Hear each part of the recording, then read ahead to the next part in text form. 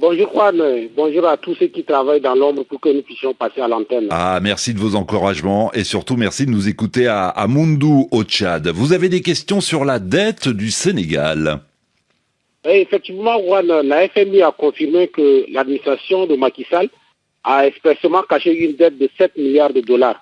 Alors comment une dette aussi importante a-t-elle pu être cachée pendant plusieurs années sans être détectée plus tôt? Ouais. Et que risque Macky Sall après ces révélations? Allez, vous l'avez certainement entendu hier sur RFI, le chef de mission du FMI pour le Sénégal, Edouard Guémayel, a confirmé qu'entre 2019 et 2024, une partie de la dette sénégalaise a effectivement été cachée par le gouvernement précédent. Bonjour Léa Elisabeth Steroff. Bonjour Juan, bonjour Josué. Correspondante permanente de RFI à Dakar, expliquez-nous comment l'administration Macky Sall a-t-elle réussi à cacher 7 milliards de dollars de dette?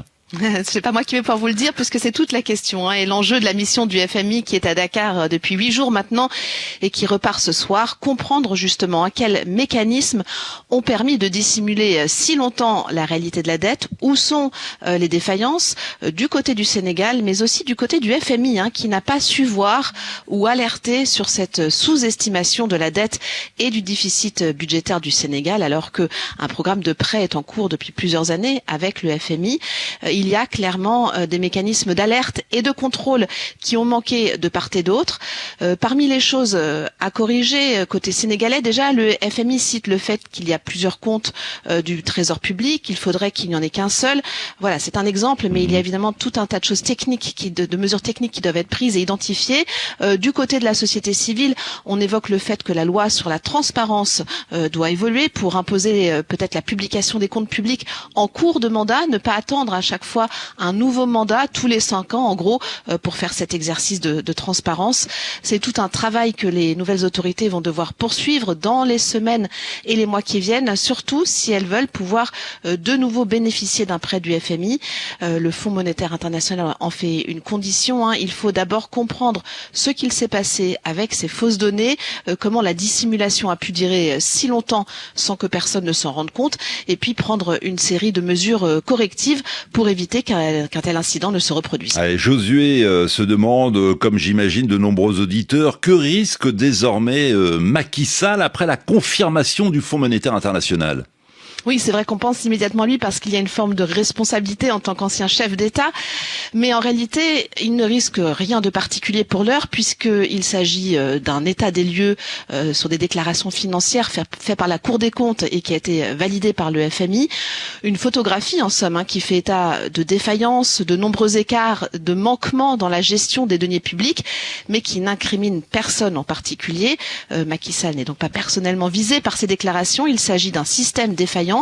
Pourquoi cette défaillance a eu lieu et à qui elle a profité? Le rapport de la Cour des comptes ne dit rien là-dessus, évoque juste de possibles crimes financiers. Ce sera à la justice sénégalaise de se pencher sur cet aspect et de dire qui est responsable de quoi. À suivre donc, et les auditeurs ne manqueront pas vendredi dans la libre antenne de commenter évidemment cette information. Vous avez une dernière question, Josué? Oui, merci Yohan. J'ai entendu que la FMI avait suspendu son programme d'aide au Sénégal. Quelles sont les conditions que le pays doit remplir pour qu'il soit rétabli? Vous l'avez un peu évoqué, Léa Elisabeth Steroff. Oui, j'en ai parlé et c'est vrai que le FMI a suspendu son prêt au Sénégal d'un montant de 1,8 milliard d'euros depuis que les nouvelles autorités ont révélé en septembre des erreurs dans les chiffres officiels des finances publiques sous l'ex-président Macky Sall. Le prêt est toujours suspendu, on ne sait pas encore pour combien de temps et il ne pourra reprendre, dit le FMI, qu'une fois que les autorités sénégalaises auront identifié quels mécanismes ont permis de dissimuler la réalité de la dette. Il faut également, comme je le disais, que des mesures correctives soient prises pour éviter qu'un tel cas ne se reproduise. J'en parlais, avoir un compte unique pour le Trésor public, par exemple, centraliser aussi les entités en charge de la gestion de la dette.